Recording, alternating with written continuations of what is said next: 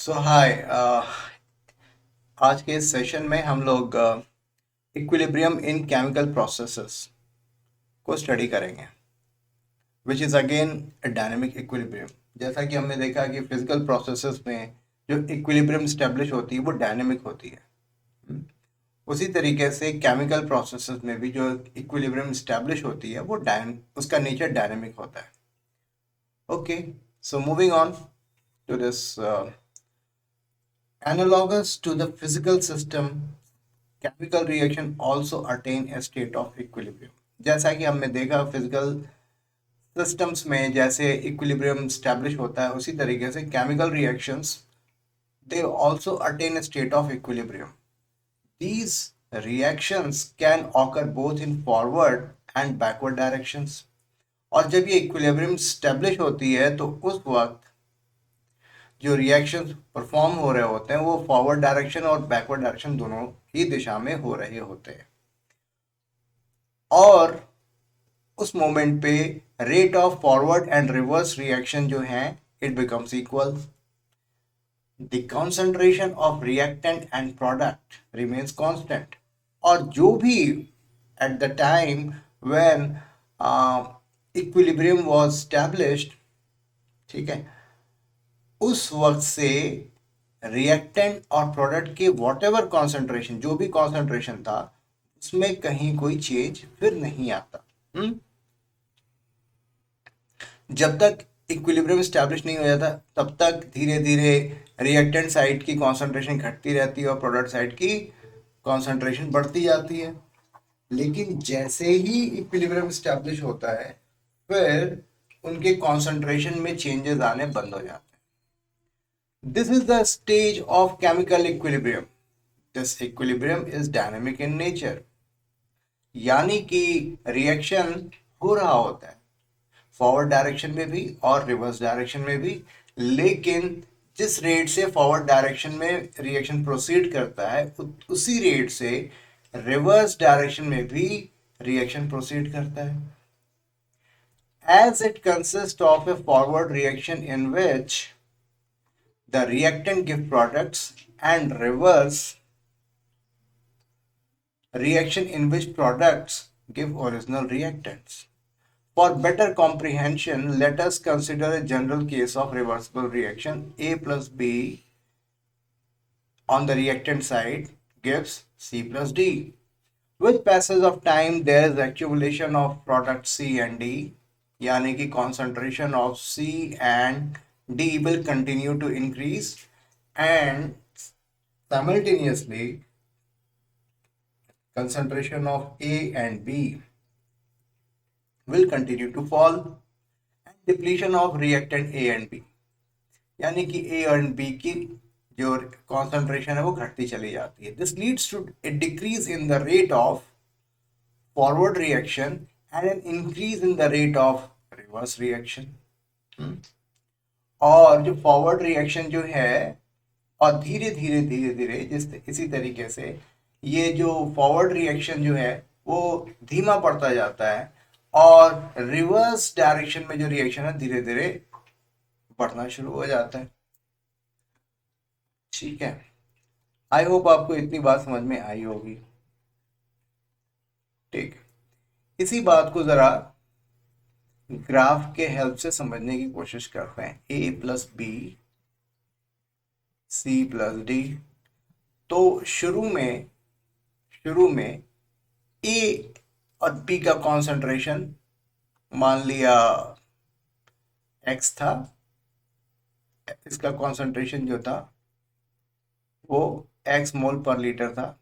ठीक है, बी का भी मान लो। धीरे धीरे जैसे जैसे समय गुजरता गया ए एंड बी की कॉन्सेंट्रेशन, ए या फिर बी वॉट एवर, इसकी कॉन्सेंट्रेशन धीरे धीरे घटती जा रही है। ठीक है, अब आप देखो कि इस मान लिया इस पॉइंट की बात करें तो यहाँ पर जो स्लोप है वो ज़्यादा है, और मान लिया अगर इस पॉइंट की बात करें तो इस पॉइंट पर स्लोप हमारा कम है, यानी कि इस पॉइंट पे रेट ऑफ रिएक्शन जो था वो ज़्यादा था और यहाँ पर रेट ऑफ रिएक्शन घट गया। यानी फॉरवर्ड डायरेक्शन में जो रेट ऑफ रिएक्शन है over a period of time धीरे धीरे धीरे धीरे घटता जा रहा है।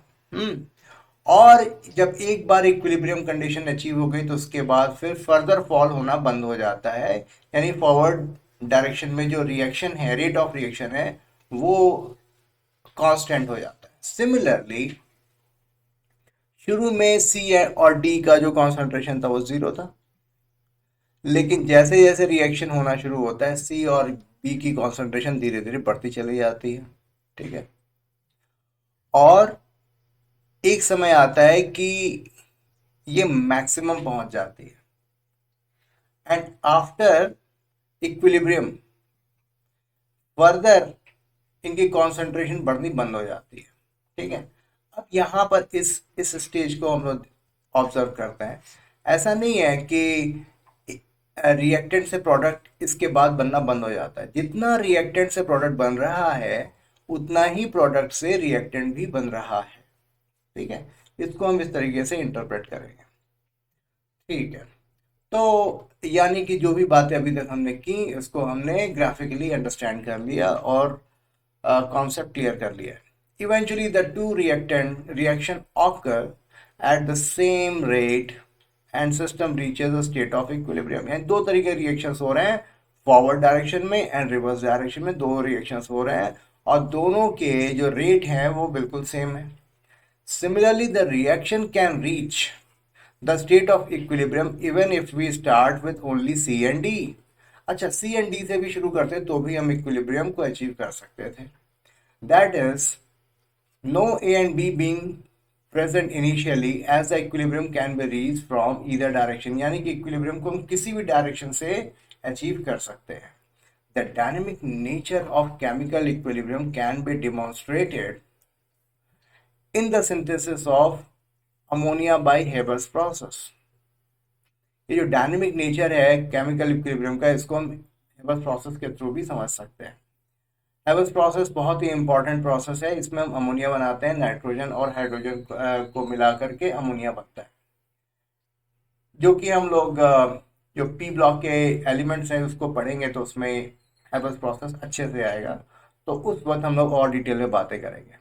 In a series of experiments, Haber started with known amount of nitrogen gas and hydrogen gas maintained at high temperature and pressure and at regular interval determined the amount of ammonia present।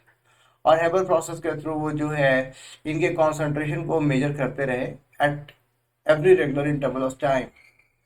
He was successful in determining also the concentration of unreacted dihydrogen and dinitrogen। और इस चीज को भी वो notice कर रहे थे, note down कर रहे थे कि जो अमाउंट हाइड्रोजन गैस और नाइट्रोजन गैस का अनरिएक्टेड था उसको भी वो मेजर कर रहे थे। फिगर 7.4 पेज 191, इसको अभी हम लोग देख लेते हैं। shows that after a certain time the composition of mixture remains the same even though some of the reactants are still present। कुछ रिएक्टेंट्स जो हैं वो अभी भी प्रेजेंट है, उसके बाद भी अब मिक्सचर में जो जो कंपोजिशन है वो चेंज नहीं हो रहा। ठीक है, तो 7.4 के बारे में बात कर लें। तो इसको जरा देखा जाए, N2 plus H2 and NH3 2 3। ठीक है, तो यानी कि अगर ये 1 मोल है तो ये 3 मोल होगा। तो यानी कि इनिशियली हाइड्रोजन की कॉन्सेंट्रेशन हाई है जैसा कि यहाँ पर दिखाया जा रहा है, और नाइट्रोजन की कॉन्सेंट्रेशन कम है जैसा कि यहाँ पर दिखाया जा रहा है। क्योंकि ये रिएक्टेंट साइड में है तो जैसे जैसे रिएक्शन आगे बढ़ेगा इनकी कॉन्सेंट्रेशन घटती जाएगी। ठीक है, एंड आफ्टर सर्टेन टाइम इनके कॉन्सेंट्रेशन में कोई चेंज नहीं आ रहा है। जब एक बार इक्विलिब्रियम अचीव हो गया तो उसके बाद जितना हाइड्रोजन का कॉन्सेंट्रेशन है उसमें कोई परिवर्तन नहीं आ रहा, जितना नाइट्रोजन का कॉन्सेंट्रेशन उसमें भी कोई चेंज नहीं आ रहा, इनफैक्ट जितना अमोनिया बन गया उसमें भी कोई चेंज नहीं आ रहा। ठीक है, अच्छा ये रिएक्शन इन्होंने यहाँ पर दिखा भी रखा है। ठीक है, तो आई होप आप, अच्छा on the other hand ammonia के बारे में बात करें, शुरू में इसकी कॉन्सेंट्रेशन 0 थी और धीरे धीरे बढ़नी शुरू हुई, क्योंकि प्रोडक्ट साइड में तो कुछ बना नहीं था। धीरे धीरे इसकी कॉन्सेंट्रेशन बढ़ती गई बढ़ती गई बढ़ती गई, और उसके बाद एक लेवल के बाद फिर इसमें फर्दर चेंज आना बंद हो गया। तो ये जो कंडीशन है ये इक्विलिब्रियम की स्टेज है। ठीक है, अभी हम लोग फिर से वहीं पर पहुंचते हैं जहाँ पे हम लोग, ठीक, this constancy in composition indicate that reaction has achieved equilibrium.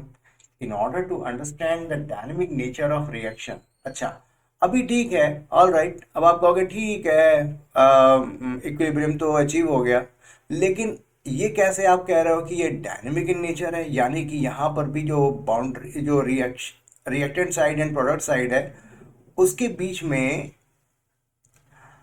जो रिएक्शन जो है वो हो रहा है, इसके बारे में हम कैसे कह सकते हैं? तो in order to understand the dynamic nature of the reaction, synthesis of ammonia is carried out with exactly the same starting condition of partial pressure but using deuterium in place of H2। ठीक है, तो अब जो है यहाँ पर जो ammonia की सिंथेसिस है, यहाँ पर H2 की जगह पर D2 यूज कर रहे हैं। The reaction mixture starting either with H2 or D2 reach equilibrium with the same composition, except that D2 and ND3 are present instead of H2 and NH3। यानी कोई फर्क नहीं आया। ठीक है, तो उसी कंपोजिशन में, सेम कंपोजिशन में इक्विलिब्रियम अचीव हुआ। After equilibrium is attend, these two mixtures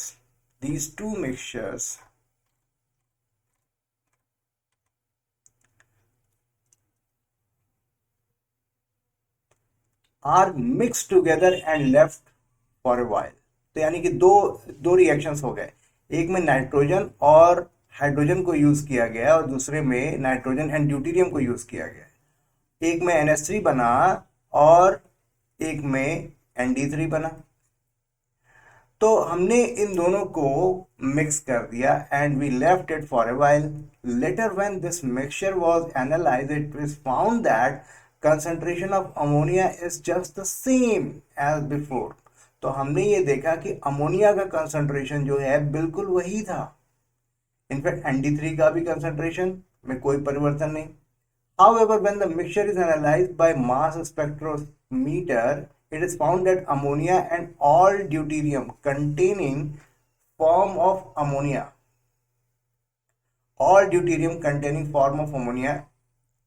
NH3, NH2D, NHD2 and ND3, इसमें यानी कि मास स्पेक्ट्रोमीटर में हमें NH3 भी मिला, NH2D भी मिला, NHD2 भी मिला एंड ND3 भी मिला।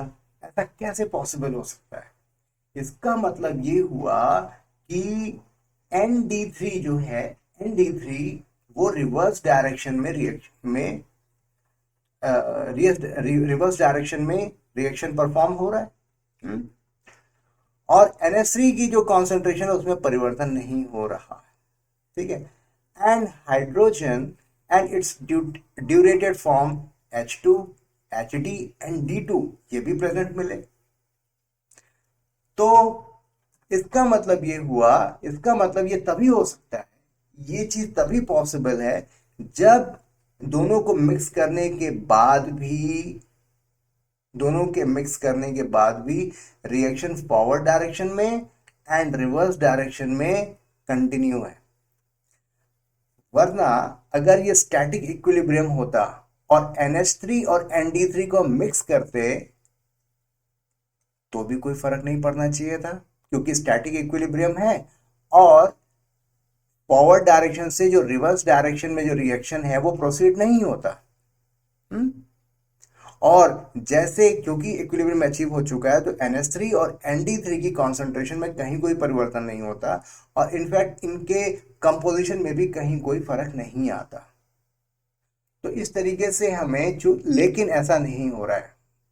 तो मास स्पेक्ट्रोमीटर से हमें ये पता चल रहा है कि अलग अलग यानी कि प्रोडक्ट साइड में भी हमें NH3 भी मिल रहा है, NH2D भी मिल रहा है, NH2 एंड ND3 भी मिल रहा है, और रिएक्टेंट साइड में H2HD एंड D2 भी मिल रहा है. Thus, one can conclude that scrambling of H and D atoms in molecule just must result from a continuation of forward and reverse reaction in the mixture. यानी कि forward direction and reverse direction में जो जो reactions हो रहे हैं वो continue थे. ठीक है. अब ये और बात है कि फॉरवर्ड डायरेक्शन में जो रिएक्शन हो रहा था उतना ही रिवर्स डायरेक्शन में भी हो रहा था. ये तो ठीक है, कोई प्रॉब्लम नहीं है, लेकिन ये मतलब रिएक्टेंट से प्रोडक्ट साइड में रिएक्शन होते रहना एंड प्रोडक्ट साइड से रिएक्टेंट साइड में रिएक्शन होते रहना, ये कंटिन्यू होता.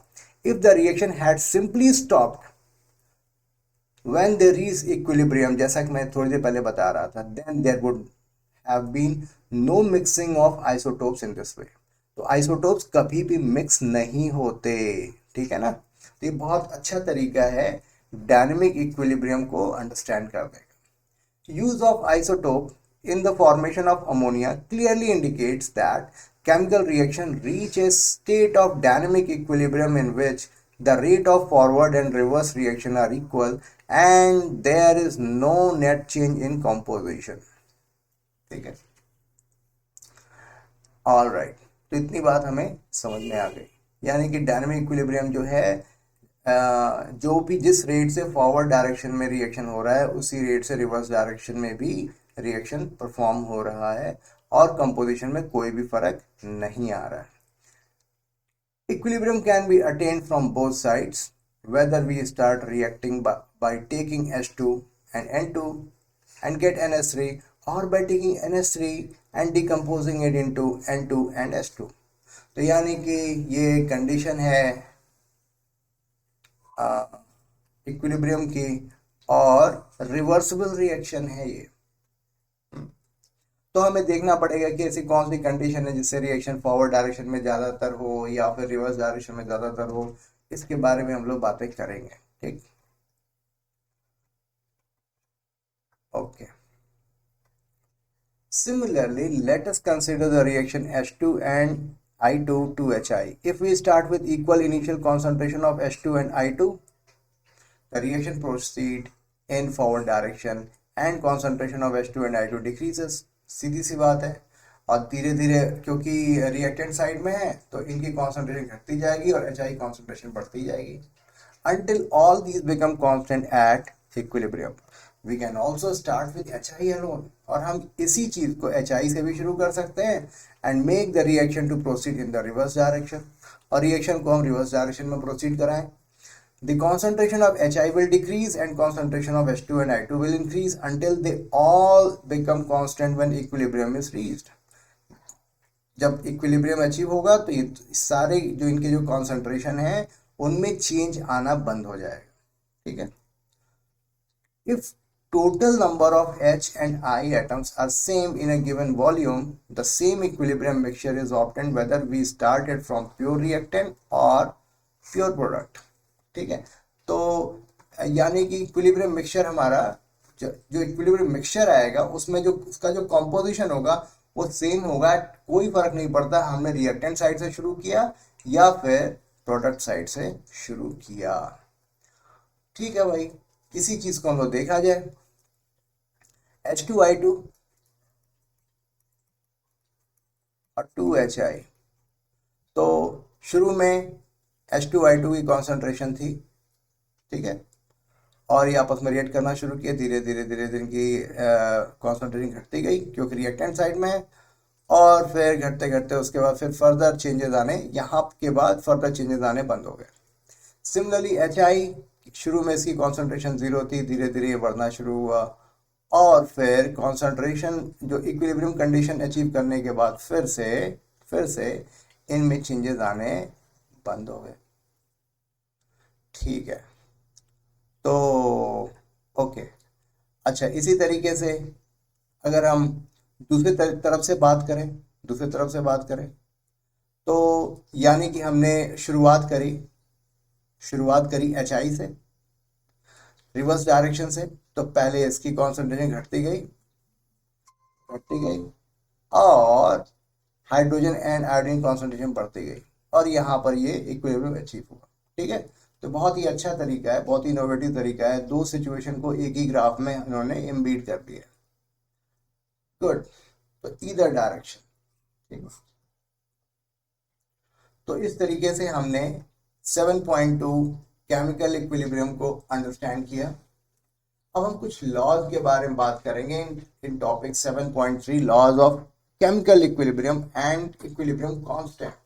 कुछ लॉज के बारे में बात करेंगे, लेकिन उससे पहले हमने इक्विलिब्रियम होता क्या है, केमिकल इक्विलिब्रियम क्या होता है, फिजिकल इक्विलिब्रियम क्या होता है, इसको हमने अच्छे से समझा और आई होप आपको अच्छे से बात समझ में भी आई होगी। मैंने जितना हो सका सिंपल तरीके से इसको समझाने की कोशिश की है। So thank you very much for your time. और नेक्स्ट वीडियो में हम लोग टॉपिक 7.3 को डिस्कस करेंगे। ठीक है, so that's all for now, and if you like this video then please do like, share and subscribe this channel. So God bless you all.